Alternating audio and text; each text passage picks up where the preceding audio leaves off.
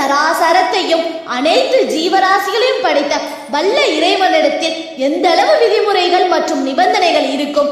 அப்படிப்பட்ட விதிமுறைகளில் சிலவற்றை பார்ப்போம். சரி, வாங்க பார்ப்போம். ஹதீஸ் குதுசியில் இறைவன் கூறுகிறான், அடியானே, என்னில் 6 காரியங்களும் உன்னில் 6 காரியங்களும் உண்டு. ஒன்றாவது, சொர்க்கம் கொடுப்பது என்னிடத்தில், வழிபாடு செய்வது உன்னிடத்தில். இரண்டாவது, நாயகத்தன்மை என்னிடத்தில், பணிவிடை செய்வது உன்னிடத்தில். மூன்றாவது, துஆவை ஏற்றுக்கொள்வது என்னிடத்தில், துஆ கேட்பது உன்னிடத்தில். நான்காவது, பலாயை இறக்குவது என்னிடத்தில், பொறுமை செய்வது உன்னிடத்தில். ஐந்தாவது, ரிசுக்கு கொடுப்பது என்னிடத்தில், அதற்கு நன்றி செலுத்துவது உன்னிடத்தில். ஆறாவது, பிழைகளை பொறுப்பது என்னிடத்தில், தௌபா செய்வது உன்னிடத்தில்.